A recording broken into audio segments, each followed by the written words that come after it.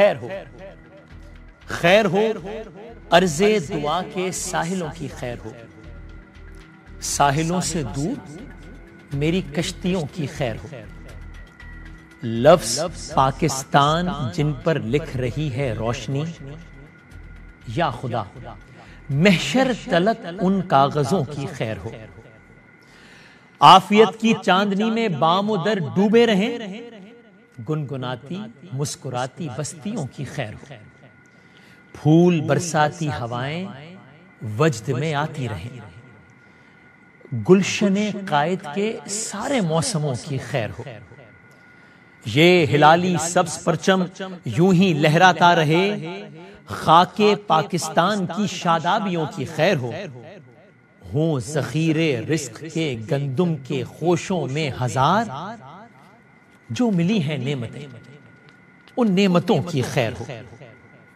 یا خدا یا خدا میرے وطن میں امن کا پرچم کھلے، رنگ بکھراتی ہوئی سب تتلیوں کی خیر ہو، اور ہوش کے ناخن ہمارے رہبروں کو بھی ملیں، ہوش کے ناخن ہمارے رہبروں کو بھی ملیں، خون میں ڈوبی ہوئی پگ ڈنڈیوں کی خیر ہو، پرچم جمہور لہرائیں مساکین وطن، پرچم جمہور لہرائیں مساکین وطن، خیر سے لکھے ہوئے سب فیصلوں کی خیر ہو، اور قریہ عشق محمد ہے وطن میرا ریاض، قریہ عشق محمد ہے وطن میرا ریاض، نعت ختم المرسلین کے رجگوں کی خیر ہو۔ میں ہوں وسیم بادامی، آپ دیکھ رہے ہیں ARY نیوز۔ یہ سال 2024 کے پروگرام 11th آور کا آخری ایڈیشن ہے، آخری نشریہ ہے، تو ابتداً کسی بھی اور بات کرنے سے پہلے اس پورے سال کے دوران ہم نے اپنے طور پر کوشش کی ہے، لیکن ہم ظاہر انسان ہیں، جانے انجانے کبھی بھی کوئی بھی خطا، کوئی لغزش ہو سکتی ہے۔ میں تہہ دل سے ان تمام تر خطاؤں اور لغزشوں پر آپ سے معافی کا طلبگار بھی ہوں، اور امید بھی کرتا ہوں کہ آپ درگزر فرمائیں گے۔ ابھی جب میں آپ سے بات کر رہا ہوں، آپ مسلسل دیکھ رہے ہیں کہ دنیا کے کتنے حصوں میں 2025 کا آغاز ہو گیا ہے۔ جب یہ پروگرام ختم ہوگا، جب گھڑی 12 بجائے گی، تو پاکستان میں بھی ہند سے تبدیل ہو جائیں گے، اور 2024 کے بجائے 2025 شروع ہو جائے گا۔ ہم نے دعا سے ہی آغاز کیا ہے، ہند سے تو تبدیل ہوں گے، لیکن پچھلے 365 دنوں میں دنیا کتنی تبدیل ہوئی ہے، پاکستان کتنا تبدیل ہوا ہے، سپورٹس کی دنیا کتنی تبدیل ہوئی ہے، انٹرٹینمنٹ کی دنیا میں کیا ہوا ہے، اور مطلب اگر مجھے ایسا لگتا ہے کہ حالیہ سالوں کے کچھ ایونٹ فل ترین سالوں میں سے ایک، یا شاید سب سے زیادہ ایونٹ فل سال یہ تھا۔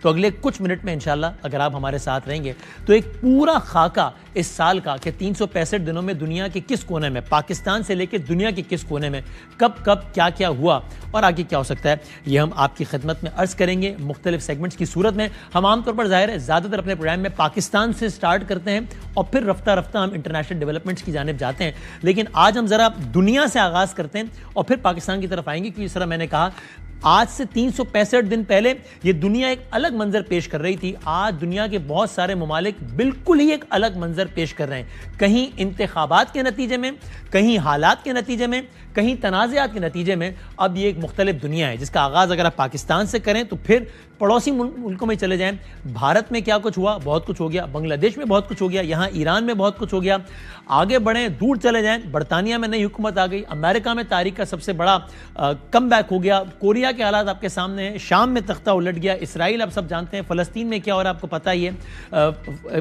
غزہ میں کیا کچھ ہو رہا ہے آپ کو معلوم ہے، یمن میں کیا کچھ ہو رہا ہے، لبنان میں کیا کچھ ہو رہا ہے، یہ سب کچھ ہو گیا اس ایک سال میں، اور ہم آغاز ذرا یہیں سے کرتے ہیں۔ ٹیکنیکلی دیکھا جائے سال 365 دنوں کا ہی ہوتا ہے، لیکن یہ چونکہ لیپ ایئر تھا تو اس عنوان سے 365 نہیں بلکہ 366 دنوں کا یہ خلاصہ ہے جو آپ کی خدمت میں پیش کر رہے ہیں۔ دنیا سے آغاز کرتے ہیں، کرونالوجیکل آرڈر میں آغاز کرتے ہیں، اور پاکستان کے بالکل پڑوسی ملک سے آغاز کرتے ہیں۔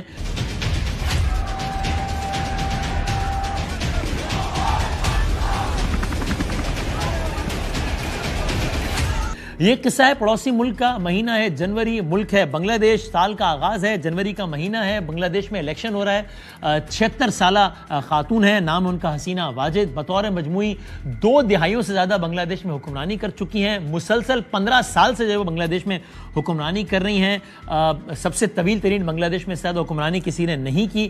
الیکشن ہوتا ہے، نتائج آتے ہیں، 299 سیٹس میں مقابلہ ہوتا ہے، 299 سیٹس میں سے 216 سیٹیں حسینہ واجد جیت جاتی ہیں۔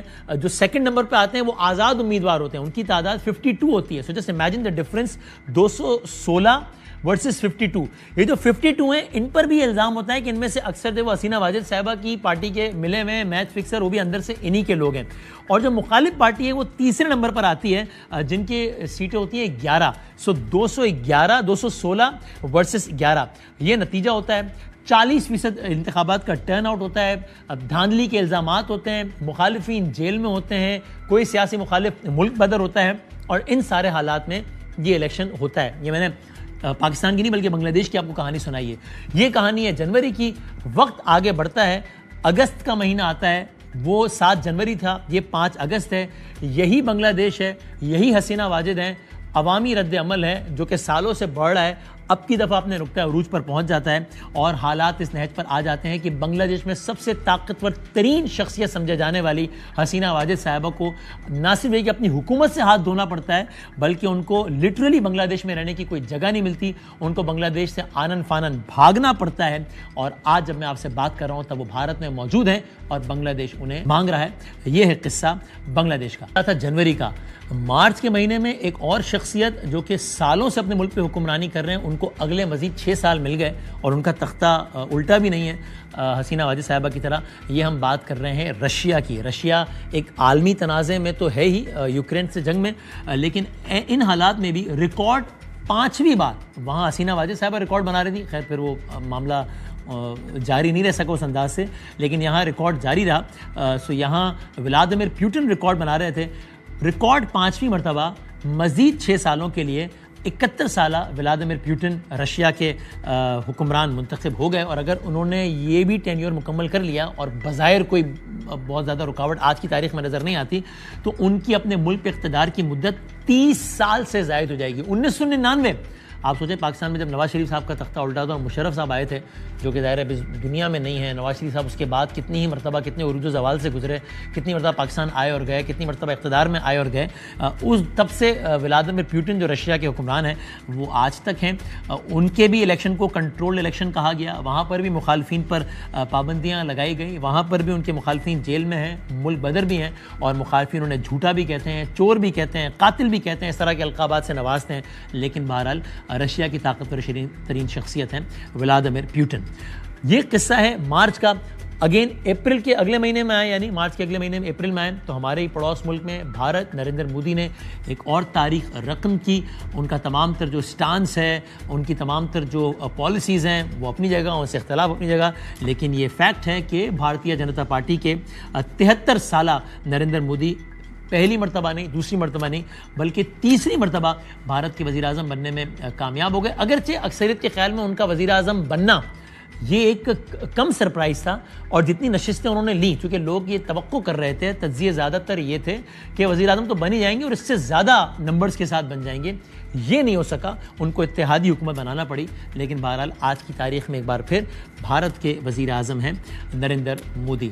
پاکستان کے ہی ایک اور پڑوسی ملک میں، اس طرح میں نے کہا یہ پورا خطہ تو بہت زیادہ ہی تبدیلیوں کی زد میں رہا ہے، تو پاکستان کے ہی پڑوس میں یعنی کہ ایران میں ایک رات ایک عجب جھٹکا لگا پوری قوم کو، چونکہ وہاں پر کوئی معمول کے الیکشنز یا سب کچھ نہیں ہو رہے تھے، لیکن کچھ ایسا ہوا جس کے نتیجے میں وہاں کے سیاسی نظام کو ایک دھچکا لگا اور پھر ایک نیا صدر ان کو منتخب کرنا پڑا۔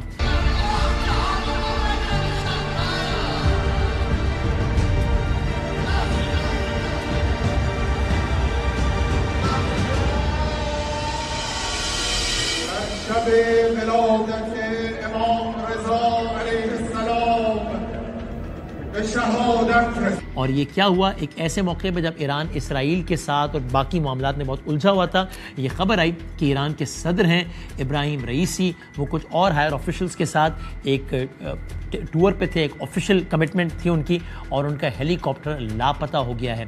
یہ خبر گرو کرتی رہی, میچور ہوتی رہی, اور بالآخر یہ خبر آئی کہ اس ہیلی کاپٹر کے بچنے کے کوئی امکانات نہیں ہیں, یہاں تک کہ ایران نے باقاعدہ طور پر اناؤنس کیا کہ ان کے صدر ابراہیم رئیسی, آپ کو یاد ہے پاکستان میں بھی ایسا ایک واقعہ ہوا تھا 1988 میں اگست کے مہینے میں, جب ضیاء الحق صاحب کا طیارہ کریش کر گیا تھا, صدر تھے وہ اس وقت, پھر چیئرمین سینٹ بنے تھے, غلام اسحاق خان صاحب نے مملکت کا نظام سنبھالا تھا, پھر آگے الیکشنز ہوئے تھے, تو ایران ایک ایسی صورتحال سے گزرا. صدر ایران ظاہر ہے وہ اس دنیا سے چلے گئے.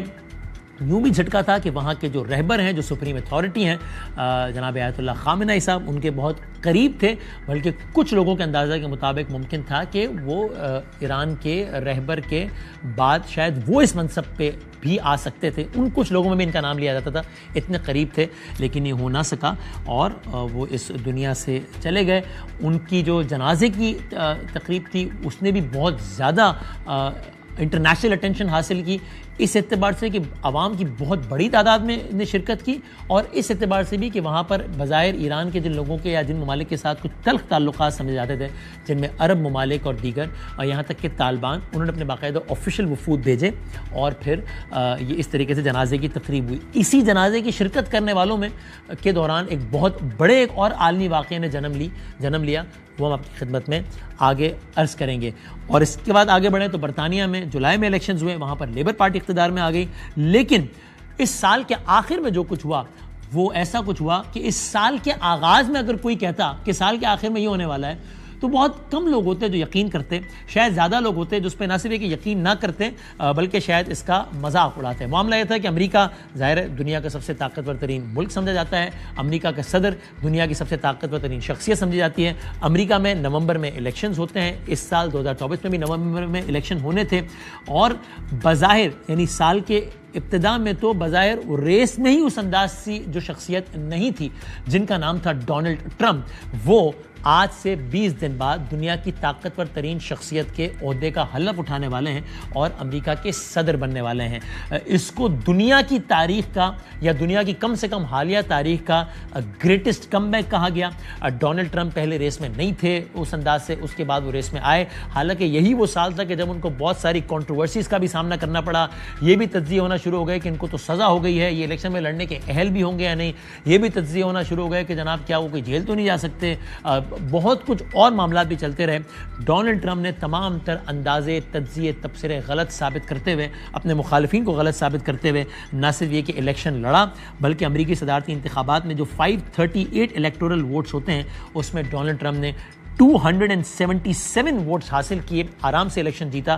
ان کے مخالف نے 226 ووٹ حاصل کیے. اسی الیکشن سے پہلے ایک تقریب سے خطاب کرتے ہوئے ان پہ قاتلانہ حملہ ہوا جس میں وہ بالکل ہی ایک معجزانہ انداز میں وہ محفوظ رہے.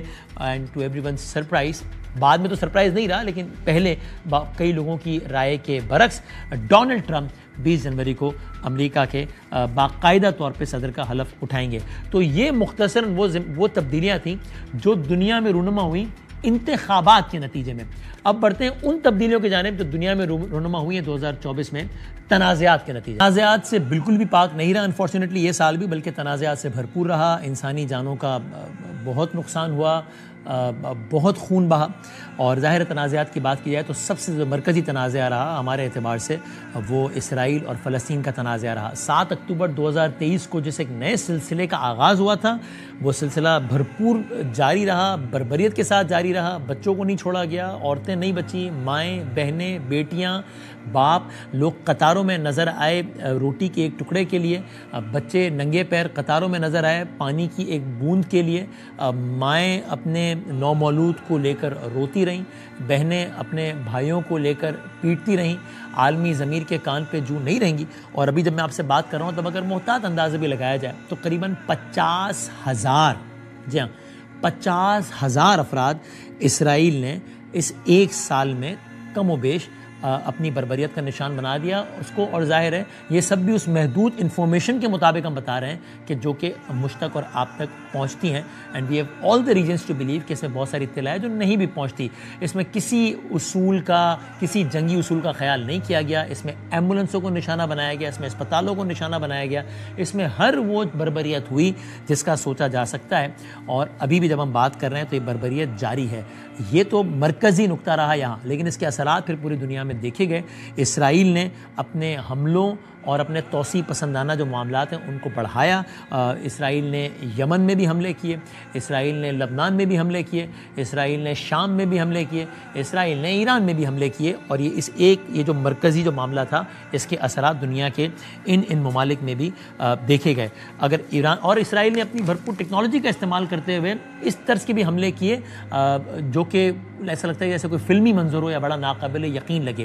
اس سے پہلے تہران کی ایک سڑک پر چلتے ہوئے ایران کے ایک نامور سائنٹسٹ کو اسرائیل نے وہاں سے آپریٹ کرتے ہوئے بذریعہ روبوٹ نشانہ بنا دیا تھا.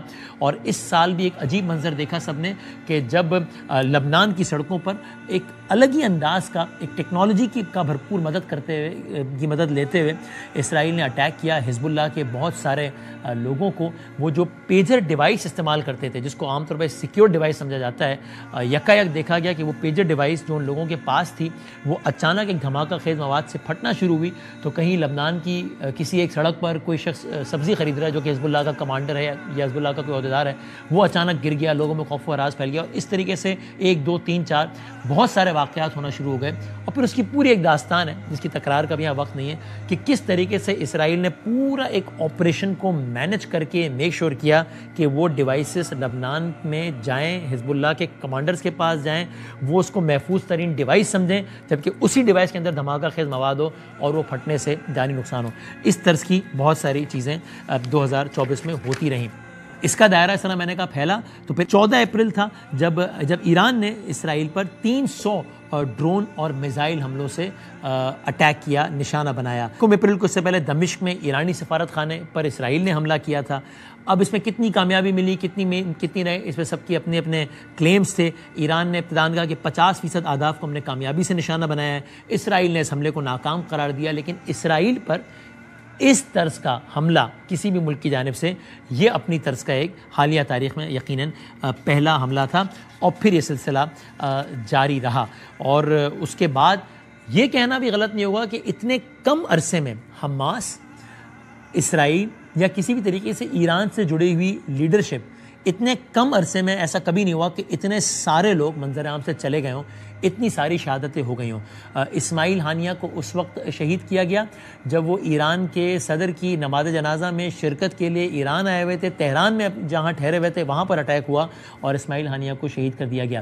حزب اللہ کے سربراہ حسن نصر اللہ کو شہید کر دیا گیا. یحییٰ سنوار کو شہید کر دیا گیا. یہ تو کچھ بڑے نام ہیں, اور بھی بہت ساری لیڈرشپ ہے کہ جس سے ہاتھ دھونا پڑا. اور ابھی جب ہم بات کر رہے ہیں تو سب سے بڑا سوال یہی ہے کہ کیا یہ جنگ یا کیا یہ معمہ, کیا یہ تنازعہ اپنے کسی اختتام کو پہنچے گا یا نہیں پہنچے گا, اور یہ آگے بڑھے گا تو کتنا آگے بڑھے گا.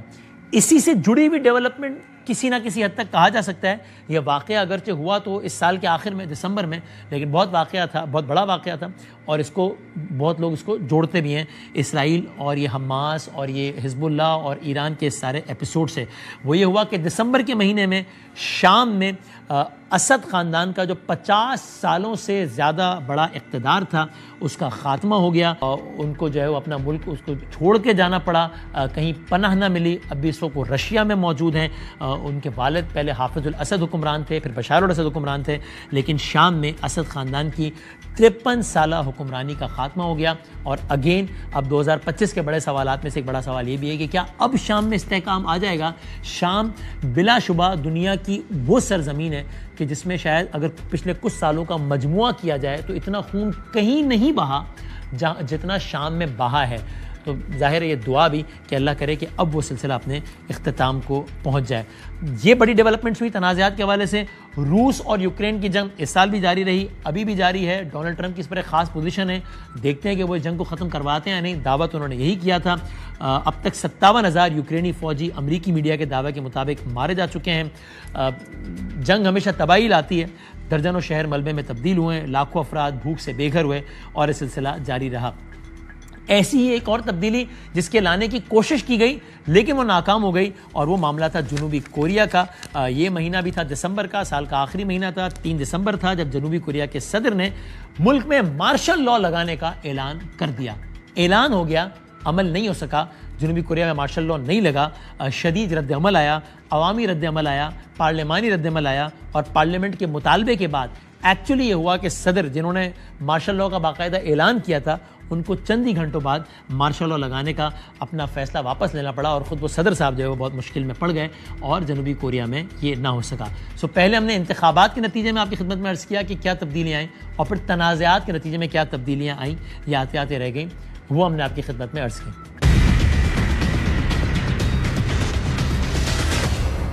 اب آتے ہیں پاکستان میں ہونے والے اہم واقعات یا پاکستان میں ہونے والے اہم سیاسی واقعات کی جانب. اور ہم نے چونکہ ظاہر سارا سال ہم روزانہ کی بنیاد پر اسی پر بات کرتے ہیں, اس لیے ہم نے اس پروگرام میں اس کا حصہ ذرا مختصر اور مخصوص رکھا ہے اور عالمی ڈیولپمنٹس اور ان پہ زیادہ بات کی, چونکہ اس پہ عموماً ذرا کم بات ہوتی ہے. لیکن ظاہر ہے پاکستان میں جب اس سال کا آغاز ہی ہوا تو وہ ہنگامہ خیز آغاز تھا, وہ دھماکہ خیز آغاز تھا. وہ آغاز اس کشمکش میں تھا جنوری 2024 کے الیکشنز ہوں گے یا نہیں ہوں گے, الیکشن ہوں گے تو کیسے ہوں گے, بلے کا نشان ملے گا کہ نہیں ملے گا. یہ اس ساری ہنگامہ خیزی میں فروری کے مہینے میں 8 تاریخ کو پاکستان میں الیکشنز ہو گئے, جس کے ظاہر ہے جس پہ بہت سارے سوالات بھی اٹھے, بہت ساری ٹرمز کوئن ہوئی, فارم 45, فارم 47. قصہ مختصر یہ کہ اس کے نتیجے میں وزیر اعظم اسلامی جمہوریہ پاکستان قرار پائے جناب شہباز شریف صاحب. یہ اس حوالے سے بھی اس نے سوالات اٹھایا کہ جناب ایک طرف تو تنازعات کے جناب دھاندلی 45, 47, اور دوسرا ہے کہ اس سے پہلے نون لیگ اپنے انتخابی مہم میں میاں نواز شریف صاحب کو ایک کینڈیڈیٹ اور پرائم منسٹر کے طور پہ ظاہر ہے ان کو پچ کرتی رہی, لیکن یہ بہت کم لوگوں نے سوچا تھا کہ شاید پی ایم ایل جیت بھی جائے اور نواز شریف صاحب وزیر اعظم نہ بھی ہوں, لیکن یہ ہو گیا. الیکشنز کے جو دن کے نتائج ہیں اس کے مطابق, آفیشیل نتائج کے مطابق پاکستان مسلم لیگ نون نے لیے 75 نشستیں 75, پیپلز پارٹی 54, MQM 17, مولانا صاحب 4, اور باقی ساری جماعتیں. انڈیپینڈنٹس 101, اور چونکہ پاکستان تحریک انصاف کو بطور جماعت الیکشن لڑنے کی اجازت نہیں ملی, وہ انتخابی نشان اور وہ سارا جماعتی انتخابات والا مسئلہ. 101 آزاد امیدوار, کسی بھی اور جماعت سے زیادہ آزاد امیدوار جیتے, جن میں بہت غالب اکثریت پاکستان تحریک انصاف کی یا سنی اتحاد کونسل کی تھی. یہ ہو گیا فروری کا الیکشن, جو کہ ظاہر سال کا سب سے بڑا سیاسی ایونٹ تھا پاکستان کا, جس کے اثرات ہم آج تک دیکھ رہے ہیں. آگے بڑھتے ہیں تو مارچ کے مہینے میں پاکستان میں پاکستان کی تاریخ کا جو سب سے زیادہ اثر رکھنے والا عدالتی فیصلہ تھا, اور میں نے سب سے زیادہ پر اثر اس لیے کہا کہ جس کے نتیجے میں پاکستان کا ایک منتخب وزیر اعظم پھانسی چڑھ گیا.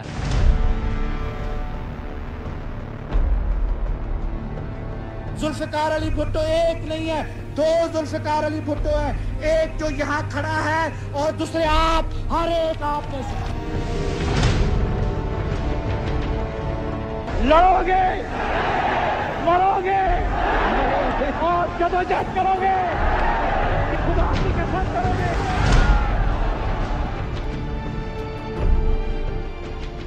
ایسا پاکستان میں آج تک کسی اور وزیر اعظم کے ساتھ نہیں ہوا. وزیر اعظم گھر گئے, معزول کیے گئے, لیاقت علی خان صاحب پہ گولی چلی, بہت کچھ ہوا, بے نظیر صاحبہ, لیکن یہ پھانسی والا واقعہ نہیں ہوا.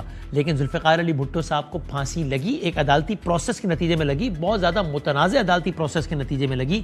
سال 2024 میں ہی مارچ کے مہینے میں 1979 میں ہونے والے اس فیصلے کو سپریم کورٹ آف پاکستان نے ان اے وے ریورس کیا اور کہا کہ پھانسی سے قبل ذوالفقار علی بھٹو صاحب کو منصفانہ ٹرائل کا حق نہیں دیا گیا تھا. یہ اس اعتبار سے, آپٹکس کے اعتبار سے, ظاہر ہے وہ جو شخص چلا گیا تو واپس نہیں آ سکتا, لیکن ایک آپٹکس کے اعتبار سے ایک بہت بڑی یہ ڈیولپمنٹ تھی کہ ہمیشہ کے لیے تاریخ میں رقم ہو گیا. اب جب بھی بھٹو صاحب کی پھانسی کی بات ہوگی تو اب یہ ذکر 2025 میں جب بھی ہوگا یا مارچ 2024 کے بعد جب بھی ہوگا تو یہ بات ادھوری رہے گی جب تک یہ بات نہ کہہ دی جائے کہ ہاں جی 2024 میں سپریم کورٹ آف پاکستان نے مانا کہ ہاں ہمارے جو پیش رو تھے انہوں نے غلط فیصلہ کیا تھا. یہ ڈیولپمنٹ ہوئی 6 مارچ. عدالت کے گرد بہت ساری سیاست گھومتی رہی, سیاسی فیصلے بھی گھومتے رہے. سو اگر ہم آگے آئیں تو مارچ کے مہینے میں پی ایم ایل نون کا ایسا لگا کہ جیسے اچھا وقت شروع ہو گیا ہے. فروری میں شہباز شریف صاحب وزیر اعظم بن گئے, نواز شریف صاحب تو نہیں بن سکے, لیکن مئی کے مہینے میں پھر یہ ہوا کہ نواز شریف صاحب دوبارہ نون لیگ کے صدر بن گئے. جب برا ٹائم چل رہا تھا تب نہ صرف کہ وزارت عظمیٰ کے عہدے سے معزول ہوئے, نہ صرف کہ ملک چھوڑا, سارا کچھ ہوا, جیل میں بھی گئے, ملک بھی چھوڑا, لیکن اپنی ہی پارٹی کی صدارت سے بھی محروم ہو گئے. یعنی مسلم لیگ نون سے آتا ہے نواز شریف, ان نواز شریف صاحب کو یہ کہہ دیا گیا کہ آپ ان ریزنز کی وجہ سے اپنی پارٹی کی صدارت نہیں کر سکتے, تو نون سے نون نکل گیا تھا. لیکن مئی کے مہینے میں وہ سارا چیزیں ریورس ہو رہی تھیں اور نواز شریف صاحب دوبارہ نون لیگ کے صدر منتخب ہو گئے. اب فروری کا الیکشن تو ہو گیا, اس کے اثرات آگے تک آتے رہے. جو مخصوص نشستیں ملتی ہیں ہر جماعت کو اپنی جیت کے تناسب کے اعتبار سے, وہ پی ٹی آئی کو نہیں دی گئیں, یہ کہہ کے کہ صاحب آپ کے لوگ تو انڈیپینڈنٹ لڑے ہیں, انڈیپینڈنٹ کوئی جماعت تھوڑی ہوتی ہے اور سیٹیں تو جماعتوں کو ملتی ہیں, اس لیے آپ کو نہیں مل سکتا. پھر پی ٹی آئی نے اس پر عدالت میں گئی, سارا پروسیس چلا. جولائی کے مہینے میں سپریم کورٹ آف پاکستان نے یہ کہہ دیا کہ پاکستان تحریک انصاف کو مخصوص نشستیں دے دی جائیں. آج تک دی نہیں گئی ہیں. جولائی میں سپریم کورٹ نے کہہ دیا تھا کہ دی جائیں. اب اس کا اثر کیا ہوا؟ کیا یہ مخصوص نشستیں دے دیتے تو حکومت گر جاتی؟ نہیں, حکومت نہیں گرتی, پی ٹی آئی کے نمبر بڑھ جاتے. لیکن نمبر بڑھتے تو کیا ہوتا کہ ان کو 2/3 نہیں ملتی, کیونکہ نہیں ملی. پھر 2/3 نہیں ملتی تو پھر آئین میں ترمیم کے لیے بہت ادھر ادھر کا زور لگانا پڑتا, جو کہ پھر لگایا گیا. ورنہ سمپل ہی ہوتا کہ جناب 2/3 مل جاتی, ویسے ہی سارے کا سارا کام ہو جاتا. وہ نہیں ہو سکا. تو بہرحال اور پھر آگے ہم نے دیکھا کہ 26ویں ترمیم بھی منظور ہو گئی, اور کس طریقے سے بھی وہ بھی سب نے دیکھا. اگست کے مہینے میں ایک اور ایسی خبر سنی پاکستانیوں نے جو اس سے پہلے کبھی نہیں سنی تھی. فوجی افسران کا ٹرائل ہوتا ہے, بہت کم ایسا ہوا ہے کہ اعلیٰ ترین فوجی افسران کا ٹرائل ہوا, لیکن وہ بھی بہرحال ہوتا ہے. لیکن یہ پاکستان کی عالیہ تاریخ میں پہلی مرتبہ ہوا کہ پاکستان کے کچھ عرصے پہلے جو طاقتور ترین شخص سمجھے جاتے تھے, فیض حمید صاحب, لیفٹیننٹ جنرل ریٹائرڈ فیض حمید صاحب, جو کہ DGISI رہے, جو کہ سیاستدانوں کے اور پی ٹی آئی کے حوالے سے ان کی بہت قربت مشہور ہوئی, باقاعدہ طور پر پاک فوج نے بتایا کہ ہم نے اپنے سابق آفیسر, سابق DGISI خفیہ ادارے کے سابق سربراہ کو اپنی تحویل میں لے لیا, فوجی تحویل میں لے لیا گیا, اور ابھی ٹرائل جاری ہے.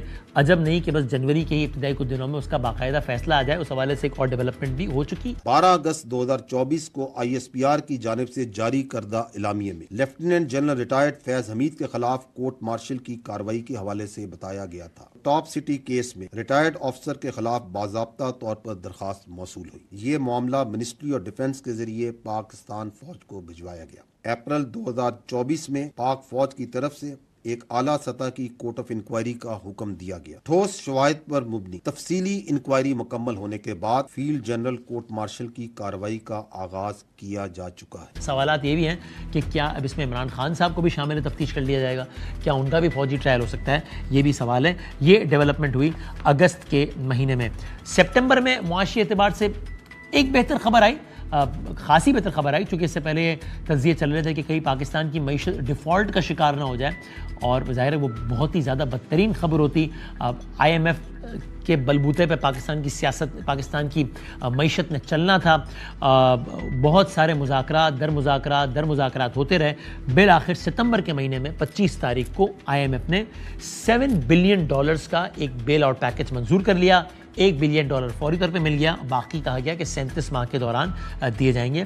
تو بہرحال ستمبر 2024 میں پاکستان نے IMF کا یہ مرحلہ عبور کیا. Constitution 26 Amendment at once. Those who are in favor of it may say aye. Those against it may say no. The motion is carried. جس 26ویں ترمیم کا میں تذکرہ کر رہا تھا وہ اکتوبر کے مہینے میں ہو گئی. 20 اکتوبر کو 26ویں ترمیم ہو گئی. 23 اکتوبر کو منصور علی شاہ صاحب چیف جسٹس نہیں بنے, جو کہ سینیورٹی کے اعتبار سے بننے تھے, لیکن پھر چونکہ سارا آئین و قانون کی کتاب ہی تبدیل ہو گئی تو پھر پابند ہی نہیں رہا آئین و قانون کہ منصور علی شاہ صاحب کو بنایا جائے اگلا چیف جسٹس. سینئر موسٹ کو نہ بنایا جائے, ضروری نہیں ہے کہ بنایا جائے, اس لیے منصور علی شاہ صاحب آج جج ہیں سپریم کورٹ کے, لیکن چیف جسٹس نہ بن سکیں. اور 23 اکتوبر کو فائز عیسیٰ صاحب کے جانے کے بعد یحییٰ صاحب چیف جسٹس بن گئے. اس سے پہلے تو بہت لوگوں کو یہ لگتا تھا کہ فائز عیسیٰ صاحب ہی چیف جسٹس رہیں گے, لیکن بہرحال یہ نہیں ہو سکا.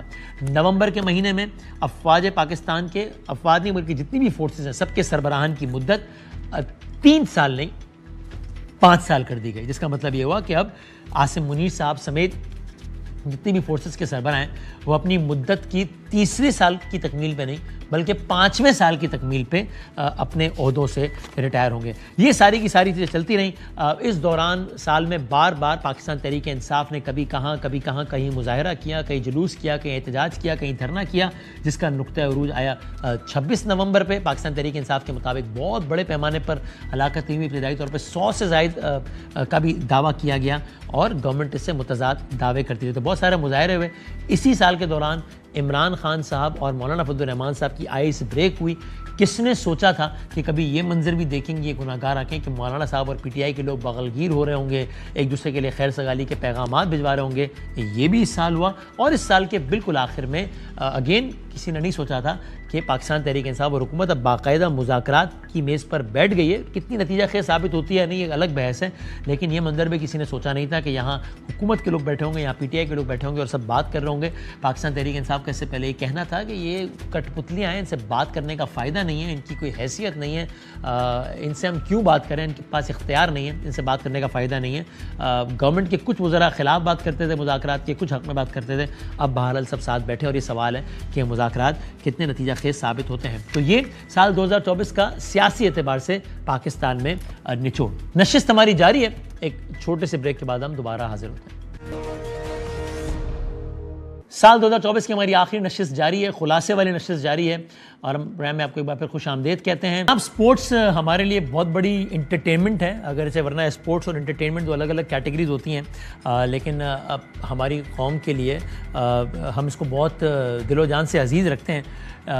2024 سپورٹس میں کچھ حوالوں سے بہت ہی اچھا رہا، کچھ حوالوں سے مایوس کن رہا پاکستان کے لیے۔ میں سمجھتا ہوں بطور مجموعی بہت پازیٹیو رہا، بلکہ ایک تو اتنا بڑا ایونٹ ہو گیا کہ اگر مجھ سے پوچھا جائے کہ پوری پاکستانی قوم کی بطور قوم سب سے زیادہ خوشی اتحاد کے ساتھ کب نظر آئی، تو مجھے لگتا ہے کہ شاید یہ ایک ایونٹ تھا۔ یہ اتنا بڑا ایونٹ ہو گیا کہ بہت سارے پاکستان کے لوگ جو کہ اس کھیل سے بھی آگاہ نہیں تھے کہ اس طرز کا کھیل ان قواعد و ضوابط کے ساتھ ہوتا ہے، جن کو اس کھیل کا بھی نہیں پتہ تھا، ان کو اس کھیل کا پتہ لگا۔ معاملہ کیا تھا؟ 2024 ہے، فرانس کا شہر ہے پیرس، اور اس کو تقریباً 100 سال بعد اولمپکس کا میلہ سجانے کا اعزاز حاصل ہوا۔ ظاہر اولمپکس سے بڑا اسپورٹس کا ایونٹ کون سا ہوگا؟ 26 جولائی سے ایونٹ شروع ہونا تھا، سو اگین ہر دفعہ کی طرح اس دفعہ بھی یہی تھا۔ پاکستان میں ایک بہت محدود پیمانے پر ہی اس کو بس دیکھا، جتنا دیکھا جاتا ہے اتنا ہی دیکھا جا رہا تھا کہ ٹھیک ہے اسپورٹس کا بہت بڑا ایونٹ ہے، کچھ لوگوں کی دلچسپی ہے، کئی لوگوں کی نہیں بھی ہے، اور چل رہا تھا۔ اس میں جو ہے وہ امریکہ نے سب سے زیادہ میڈلز حاصل کیے، پھر چائنا دوسرے نمبر پر آیا۔ جولائی میں یہ ایونٹ شروع ہوا۔ 8 اگست کو اس ایونٹ میں ایک ایسا کام ہوا کہ اور ایک ایسا نام ہوا کہ جس نام کو 7 اگست تک تو بہت سارے لوگ نہیں جانتے تھے، لیکن 8 اگست پاکستان کے معیاری وقت کے مطابق رات گئے۔ پاکستان کا کوئی ایسا شخص نہیں تھا جو کہ اس کے نام سے اور اس کے کام سے واقف نہیں تھا۔ 8 اگست کا دن تھا، پیرس میں اولمپکس جاری تھے، اور انفرادی کیٹیگری کے جویلائن تھرو کا مقابلہ ہو رہا تھا۔ مجھے آج بھی یاد ہے ہم اسٹوڈیو میں بیٹھے تھے، رات گئے نشریات کرنے کے لیے کہ جناب یہ پاکستان کا یہ کھلاڑی ہے، اس کو ارشد ندیم کہتے ہیں، یہ کھیل ہے اس کو یہ کہتے ہیں، اس کھیل میں ان کے مد مقابل یہ بھی ہیں، یہ بھی ہیں، یہ بھی ہیں، اور جناب دیکھتے ہیں کہ کیا ہوتا ہے۔ اور اس وقت ارشد ندیم نے گویا ایک نیزہ نہیں پھینکا، بلکہ بہت سارے اپنے مخالفین کے ریکارڈ سے جو کہ اٹھا کے بہت دور پھینک دیے، اور اتنا دور پھینک دیے کہ پتہ نہیں اب کتنا وقت لگے اس ریکارڈ کو توڑنے میں۔ ارشد ندیم نے سب کو حیران کیا، پریشان کیا، خوش کر دیا، پوری پاکستانی قوم جھوم اٹھی، چونکہ ارشد ندیم نے اس مقابلے میں گولڈ میڈل حاصل کیا، پاکستان کا 40 سالہ قحط توڑا، پیرس اولمپکس کی تاریخ میں ایک نئی تاریخ رقم کی، اولمپکس کے حوالے سے ایک نیا ریکارڈ بنایا، تاریخ کا 6واں بہترین تھرو پھینکا، اینڈ واٹ ناٹ۔ سو یہ اولمپکس اس دفعہ پیرس اولمپکس پاکستان کے لیے اس اعتبار سے ایک بہت بڑی خوشخبری لے کر آیا اسپورٹس کے میدان میں۔ سو وہ نام کہ جس نے پاکستانیوں کو سب سے بڑی خوشی دی سال 2024 کی، کئی لوگوں کے مطابق، میری بھی اپنی یہ رائے ہے، جناب ارشد ندیم صاحب وہ ہمارے ساتھ۔ ارشد بھائی بہت شکریہ۔ ابھی میں ہم پوری داستان بتا رہے تھے کس طریقے سے ہم نے اس دن ٹرانسمیشن کا آغاز کیا، تو ہم نے سوچا نہیں تھا کہ اس طرح ٹرانسمیشن کا اختتام ہوگا۔ پھر ہم نے وہ انٹرویو بھی کیا آپ سے جو بہت لوگوں نے دیکھا بھی الحمدللہ۔ آپ کو اندازہ تھا کہ یعنی اب دیکھیں سال 2024 ختم ہو رہا ہے، اور یہ ڈسکشن میں ہے کہ جناب اس سال کی جو پورے پاکستانیوں کو، پوری قوم کو سب سے بڑی خوشی جن لوگوں نے پہنچائی، ان کچھ لوگوں میں سے ایک نام آپ کا ہے۔ کئی لوگوں کے مطابق سر فہرست نام آپ کا ہے. یہ کیسی فیلنگ ہے ارشد بھائی؟ جی بالکل، میرے لیے 2024 سب سے بڑا اعزاز یہ تھا کہ میں نے عالمی سطح پر پاکستان کا نام روشن کیا اور کھیلوں کے میدان میں نمایاں کامیابی حاصل کی. خاص طور پر اولمپکس میں میری کامیابی ایک سنگ میل ثابت ہوئی، جس میں مجھے بے حد خوشی اور فخر ہے. یہ کامیابیاں صرف میری محنت کا نتیجہ نہیں بلکہ میرے کوچز اور میری ٹیم اور قوم کی دعاؤں سے اللہ تعالیٰ نے مجھے عزت دی. ہم یہ امید رکھیں، دعا کریں، یقین رکھیں کہ انشاءاللہ 2025 میں بھی بہت اچھی خبر آئے گی کوئی. جی بالکل، 2025 کے حوالے سے میری پلاننگ یہ ہے کہ میں اپنی پرفارمنس کو مزید بہتر کروں گا. انشاءاللہ 2025 میں نئے ریکارڈ قائم کرنے کی بھرپور کوشش کروں گا تاکہ پاکستان کا نام اور زیادہ دنیا بھر میں روشن کر سکوں. میں نے اپنے اگلے بڑے کمپٹیشن کی تیاری بھی الحمدللہ شروع کر دی ہے. 2025 میں جیسے ورلڈ ایتھلیٹک چیمپئن شپ ہے، ایشین چیمپئن شپ ہے اور اس کے ساتھ ساتھ ڈائمنڈ لیگ بھی ہے، اور اس میں کامیابی کے لیے دن رات محنت کر رہا ہوں. میری بھرپور توجہ اپنی فٹنس کو مزید بہتر بنانا ہے تاکہ میں اپنے اگلے کمپٹیشن میں بہترین پرفارمنس دے سکوں. میری کوشش ہوگی کہ نہ صرف میں خود کو بہتر بناؤں بلکہ پاکستان کو کھیلوں کے میدان میں مزید فخر کا باعث بنوں. تھینک یو ارشد بھائی، بہت بہت شکریہ اور بہت ساری دعائیں، بہت نوازش ہے. کیا آپ جانتے ہیں کہ اسپورٹس کے میدان میں 2024 میں ہی نومبر کے مہینے میں بھی بڑا زبردست کام ہوا، اس وقت جب پاکستان کے محمد آصف تیسری مرتبہ سنوکر کے ورلڈ چیمپئن بن گئے. دوحہ میں فائنل کھیلا گیا اور محمد آصف نے اپنے ایران کے جو مقابل تھے ان کو ہرایا، اور اس فتح کے ساتھ ہی انہوں نے انڈیا کے پنکج اڈوانی کا 3 مرتبہ عالمی ٹائٹل جیتنے کا ریکارڈ بھی برابر کر دیا. آگے بڑھتے ہوئے کیا آپ جانتے ہیں کہ اسی سال پاکستان نے جو T20 ورلڈ کپ ہمارا ہوا تھا سال کے آغاز میں، وہ تو میرا خیال ہے ہم بھول ہی جائیں کہ ہوا بھی تھا یا نہیں تھا، چونکہ وہ اس میں کوئی بھی اچھی یاد ہی نہیں ہے. اس میں پہلا میچ جس میں ہم کہہ رہے تھے کہ وہ تو امریکہ کے خلاف ہے، بلکہ ہم کہہ رہے تھے کہ یہ کیا ہے، امریکہ کے خلاف میچ رکھ لیا، مطلب یہ تو اتنا بورنگ آغاز ہو جائے گا ورلڈ کپ کا، چونکہ یہ تو پاکستان نے جیت ہی جانا ہے. انڈیا سے ہے اگلا مقابلہ، اس میں دیکھیں گے کون جیتتا ہے اور کیا ہوتا ہے. لیکن ہم امریکہ سے ہی میچ ہار گئے، پھر ہم انڈیا سے ہی میچ ہار گئے، ہم گروپ سٹیج پر ہی باہر ہو گئے. یہ تو تھی T20 ورلڈ کپ کی المناک داستان جس کو ہم یاد بھی رکھنا نہیں چاہتے، جو کہ سال کے اوائل میں ہوئی. لیکن سال کے اواخر میں کمال ہو گیا، پاکستان میں کھیلا جا رہا تھا، بلائنڈ T20 ورلڈ کپ کھیلا جا رہا تھا. بھارت اس میں نہیں آیا، بھارت اس کا پہلے چیمپئن بھی رہ چکا ہے. پاکستان کی ٹیم پہلا میچ جیتی، دوسرا میچ جیتی، سارے میچ جیتی گئی. ناقابل شکست رہتے ہوئے پاکستان کی ٹیم فائنل میں پہنچی. پاکستان میں اس کا مقابلہ تھا، سامنے بنگلہ دیش تھا. پاکستان کا ایک بھی کھلاڑی آؤٹ نہیں ہوا. پاکستان نے 10 وکٹوں سے شکست دے کر پہلی بار بلائنڈ T20 ورلڈ کپ جیت لیا، پورے ٹورنامنٹ میں ناقابل شکست رہتے ہوئے. یہ ایک اور زبردست اچیومنٹ پاکستان کے حصے میں آئی اس بلائنڈ T20 ورلڈ کپ میں. ہم نے چاہا ہے کہ اپنے اس پروگرام میں ارشد ندیم صاحب کی طرح وہ لوگ کہ جو پاکستان کے حصے میں بہت ساری خوشیاں لے کر آئے ہیں، ان سے ہم کوئک ایک بات ضرور کریں، ان کا شکریہ بھی ادا کریں. نثار علی جو کہ اس blind T20 cricket world cup کے کپتان بھی تھے، خود مین آف دا میچ بھی رہے، وہ ہمارے ساتھ ہیں. نثار صاحب آپ کا بہت شکریہ وقت دینے کا بھی، اور سال 2024 میں پاکستان کو جو بڑی خوشیاں ملی ان میں سے ایک آپ نے دی، آپ کا بہت شکریہ. کیا کہیے گا، آپ کو اندازہ تھا کہ یہ اتنا بڑا کام ہو جائے گا؟ جی بہت شکریہ آپ کا. تو یہ یقیناً بہت بڑی خوشی کی بات ہے، اور اندازہ تو نہیں ہوتا، کوشش بندہ کرتا ہے اسی مقصد کے لیے، تو اللہ پاک جو وہ اس کوشش میں، اس محنت کا ہمیں جو ہے وہ رنگ دیا ہے، تو ہم نے جو ہے وہ اتنی اچھی کامیابی، بڑی کامیابی اس میں کی ہے. تو انشاءاللہ 2025 میں بھی پاکستان کی قوم کو مزید خوشخبریاں سنانے کے عزائم ہیں. انشاءاللہ ہمارے آپ پورا یقین ہے کہ جس طرح ہماری ٹیم محنت کر رہی ہے، جس طرح پلیئرز جو ہے وہ کمیٹیڈ ہیں، اس طرح انشاءاللہ مجھے امید ہے کہ آئندہ آنے والے جو ایونٹس ہیں ان میں بھی ہم پاکستانی قوم کو جو ہے وہ بہت ساری خوشیاں دیں گے، اور پاکستان کا پرچم جو ہے وہ اسی طرح بلند کرتے رہیں گے انشاءاللہ. بہت شکریہ نثار علی صاحب، تھینک یو ویری مچ. یہ تو ہو گئی اسپورٹس کی دنیا کی بات. بہت شکریہ محمد آصف کا، بہت شکریہ ارشد ندیم کا، بہت شکریہ نثار صاحب کا کہ ان لوگوں کی وجہ سے ہماری توجہ تھوڑی سی ان کھیلوں کی جانب گئی جہاں جاتی نہیں ہے. گورنمنٹ کی توجہ تھوڑی سی ان کھیلوں کی جانب گئی جہاں جاتی نہیں ہے، اور ان لوگوں کو اور کریڈٹ کہ انہوں نے گورنمنٹ اور عوام کی توجہ نہ ہونے کے باوجود اتنے بڑے بڑے کارنامے سر انجام دیے. اب آتے ہیں کرکٹ کی طرف، جہاں ہماری توجہ اتنی ہے کہ وہاں سے کہیں اور جاتی نہیں ہے. سو کرکٹ کے میدان میں کیا ہوا ہے؟ جس طرح میں نے کہا T20 ورلڈ کپ سے آغاز وہ ایک بھیانک آغاز تھا, وہ ایک خوفناک آغاز تھا جب ہم امریکہ سے ہارے. یہ ایک میدان تھا جہاں ہمیں امید تھی کہ امریکہ سے شاید جیت پائیں, لیکن یہ بھی نہیں ہو سکا. اور اس کے بعد کرکٹ بورڈ کے لیے بھی تبدیلیوں سے بھرپور یہ سال تھا. محسن نقوی صاحب پاکستان کرکٹ بورڈ کی کمان انہوں نے سنبھالی. ون ڈے میچز میں اگر بطور مجموعی کرکٹ کارکردگی پاکستان کی دیکھی جائے تو پاکستان نے 2024 میں 9 ون ڈے انٹرنیشنل میچز کھیلے, 7 جیتے اور 2 ہارے. تو یہ فگر ظاہر ہے برے نہیں ہیں بالکل بھی. پھر پاکستان نے آسٹریلیا, زمبابوے اور جنوبی افریقہ کے خلاف سیریز میں حصہ لیا. آسٹریلیا کو 22 سال بعد اس کے ہوم گراؤنڈ پر ون ڈے سیریز میں پاکستان نے شکست دی. یہ ظاہر ایک بہت بڑی ڈیولپمنٹ تھی. آسٹریلیا دنیا کرکٹ کی تگڑی ترین ٹیم سمجھے جانے والی, اس کو 22 سال بعد ہوم گراؤنڈ میں شکست دی گئی. آخری بار یہ کام 2002 میں ہوم گراؤنڈ پر ون ڈے سیریز میں پاکستان نے آسٹریلیا کو شکست دی تھی. اور تاریخ میں پہلی مرتبہ جنوبی افریقہ میں ون ڈے کرکٹ میں وائٹ واش کرنے والی ٹیم بن گئی پاکستان. سو یہ سال کے آخر میں اچھی خبریں آنا بھی شروع ہوئیں. ون ڈے کی یہ بات ہو گئی. T20 کی طرف آتے ہیں تو کارکردگی بالکل بھی اچھی نہیں رہی, اور ظاہر ہے اس کا بڑا ملبہ اگین وہ T20 ورلڈ کپ اور اس سے جڑے چیزوں کو بھی جاتا ہے. بلکہ نہ صرف یہ کہ بری رہی کارکردگی, بلکہ اس اعتبار سے تو بہت ہی مایوس کن رہی کہ پاکستان سال 2024 میں سب سے زیادہ T20 میچز کے اعتبار سے سب سے زیادہ میچز ہارنے والی ٹیم بن گئی. پاکستان نے کھیلے بھی زیادہ میچز, لیکن سب سے زیادہ میچز ہارے. پاکستان نے 27 T20 میچز کھیلے ہیں, 17 میں پاکستان کو شکست ہوئی ہے, 9 میں کامیابی ہوئی اور 1 میچ بے نتیجہ رہا. سو T20 ورلڈ کپ کے حوالے سے یہ معاملہ رہا. ٹیسٹ میچ میں بھی 2024 میں ہم نے بنگلہ دیش اور انگلینڈ کے خلاف ٹیسٹ سیریز کھیلی.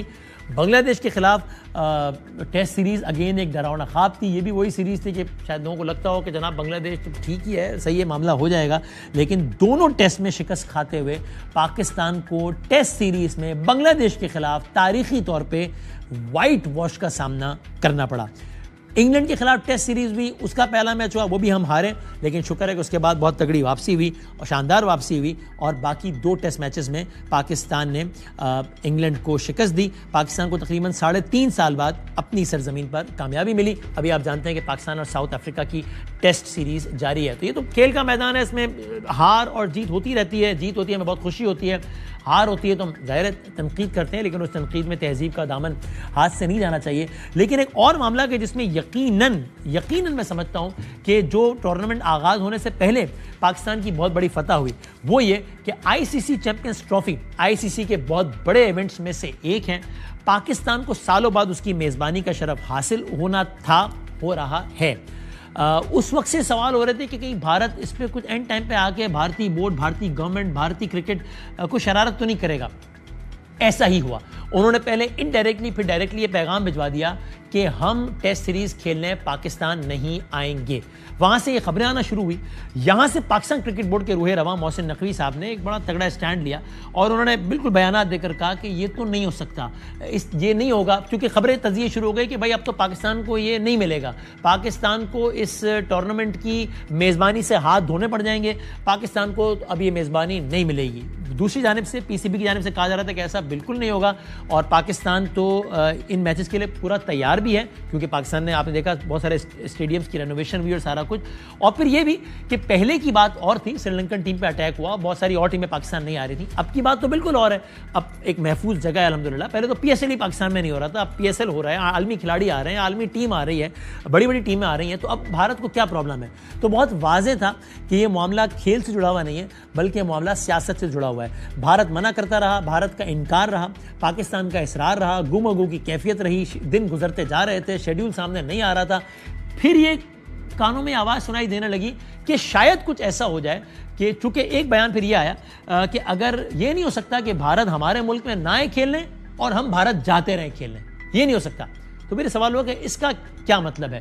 پھر یہ خبریں آنا شروع ہوئی کہ شاید ممکن ہے کہ پھر کوئی ایسی چیز ہو جائے کہ پھر پاکستان بھارت سے کہے کہ ٹھیک ہے, اگر آپ چیمپئنز ٹرافی کے لیے ہمارے ملک میں نہیں آتے, چیمپئنز ٹرافی تو یہیں ہوگی, جو آپ کے میچز ہیں وہ یہاں پر نہیں ہوں گے. لیکن بات یہ ختم نہیں ہوگی, پھر جو آپ جو ٹورنامنٹس ہوسٹ کریں گے اس میں پھر ہم بھی نہیں آئیں گے, بے شک وہ انٹرنیشنل ٹورنامنٹ ہو, پھر ہم سے کھیلنے کے لیے آپ بھی جو ہے وہ فلائی کریں گے انڈیا سے باہر, اور ہم وہاں پر نہیں آئیں گے. مجھے یاد ہے ہماری بہت سارے لوگوں سے رابطہ ہوا, خبریں ہم لے رہے تھے. پاکستان اور بالخصوص بھارت کے بہت سارے صحافی تھے جن کی ابتداءً تو یہ رائے تھی کہ ایسا نہیں ہو سکتا, یہ نہیں ہوگا, یہ بات نہیں مانے گا بھارت, یہ بات ICC نہیں مانے گا. خاص طور پہ انہی دنوں میں جو BCCI کے جو سربراہ تھے وہ ICC کے سربراہ بن گئے, جے شاہ. انہوں نے کہا اب تو یہ ہو ہی نہیں سکتا. پھر مجھے یاد ہے جب یہ خبر آئی اس سے ایک رات پہلے تک جب میری صحافیوں سے بات ہو رہی تھی تو وہ کہہ رہے تھے کہ یہ تو طے ہے کہ اگر مان بھی گیا بھارت تو ایک گولی کرا دی جائے گی پاکستان کو, لکھ کر تو کبھی بھی نہیں دیا جائے گا. یہ نہیں ہو سکتا کہ انڈیا یہ لکھ کر دے دے اور ICC یہ لکھ کر دے دے کہ صاحب ٹھیک ہے پاکستان انڈیا پاکستان نہیں آئے گا اور پھر پاکستان بھی انڈیا نہیں جائے گا. لیکن پھر ایسا ہی ہوا, پاکستان کے موقف کی فتح ہوئی, ICC کی باقاعدہ پریس ریلیز آئی, اس پریس ریلیز میں لکھ کر دیا گیا اور اس کے ICC کے مطابق چیمپئنز ٹرافی 2025 سے لے کے 2027 تک تمام ICC ایونٹس میں پاکستان اب بھارت نہیں جائے گا. اور ظاہر ہے بھارت پاکستان نہیں آئے گا, اب یہ تمام میچز نیوٹرل وینیو پر ہوں گے. تو اب چیمپئنز ٹرافی 2025 جس کا آغاز ہونے لگا ہے, 19 فروری سے اس کا آغاز ہوگا. پاکستان کا مقابلہ ہوگا نیوزی لینڈ سے, بھارت کے خلاف پاکستان کا میچ ہوگا 23 تاریخ کو. وہ ظاہر پاکستان میں نہیں ہوگا, وہ UAE میں ہوگا. لیکن پھر یہ اگلے 2027 تک پاکستان بھی انڈیا نہیں جائے گا. اور پھر 2028 کا جو وومنس T20 ورلڈ کپ ہے جس کی بھی میزبانی پاکستان کو ملی ہے اس میں بھارت نہیں آئے گا. بھارت پہلے بھی نہیں آ رہا تھا, لیکن ایک موقف کی فتح ہوئی, پاکستان کے اصولی موقف کی فتح ہوئی جب پاکستان نے نہ صرف یہ کہ اپنی بات پر اصرار کیا بلکہ ICC کو بھی یہ لکھ کر دینے پر مجبور کیا کہ اگر بھارت پاکستان نہیں آ رہا تو پھر پاکستان بھی بھارت نہیں جائے گا. اب دعا یہ ہے کہ اگر پاکستان 23 فروری کو بھارت کو کھیل کے میدان میں بھی زیر کر دے تو پھر یہ خوشی 2 گنا نہیں بلکہ 100 گنا بڑھ جائے گی. نشست ہماری جاری ہے, ایک چھوٹے سے بریک کے بعد ہم دوبارہ حاضر ہوتے ہیں. ہم نے کوشش کی کہ 2024 کے 366 دنوں کا ہر اعتبار سے ایک نچوڑ آپ کی خدمت میں عرض کریں. دعا سے ہم نے پروگرام کا آغاز کیا تھا, دعا سے ہی پروگرام کا اختتام کرتے ہیں, دعا سے ہی سال کا اختتام کرتے ہیں. اور مجھے یقین ہے کہ ہر پاکستانی کے دل کی دعا ہے, چاہے وہ دنیا میں کہیں بھی رہتا ہو, کہ خدا کرے کہ میری ارض پاک پر اترے, خدا کرے کہ میری ارض پاک پر اترے وہ فصل گل جسے اندیشہ زوال نہ ہو. یہاں جو پھول کھلے وہ کھلا رہے برسوں, یہاں خزاں کو گزرنے کی بھی مجال نہ ہو. یہاں جو سبزہ اگے وہ ہمیشہ سبز رہے اور ایسا سبز کہ جس کی کوئی مثال نہ ہو. گھنی گھٹائیں یہاں ایسی بارشیں برسائیں کہ پتھروں کو بھی رویدگی محال نہ ہو. خدا کرے نہ کبھی خم سرے وقار وطن, خدا کرے نہ کبھی خم سرے وقار وطن, اور اس کے حسن کو تشویش ماہ و سال نہ ہو. اور خدا کرے کہ میرے ایک بھی ہم وطن کے لیے, خدا کرے کہ میرے ایک بھی ہم وطن کے لیے حیات جرم نہ ہو, زندگی وبال نہ ہو. آپ سب کی سماعتوں کا, آپ سب کی بصارتوں کا, اس پورے سال میں ہمارے ساتھ رہنے کا بہت شکریہ. ہمارے کسی بات, کامنٹ, عمل سے کوئی بھی لغزش سے آپ کی دل آزاری ہوئی ہو تو ہم بہت دل کی گہرائیوں سے, عطا گہرائیوں سے معذرت کے طلبگار ہیں. دعا کے ساتھ کہ آپ کا اگلا سال پچھلے سال سے بہت بہتر گزرے. انشاءاللہ آپ سے ملاقات ہوگی اگلے سال. تب تک کے لیے اللہ حافظ.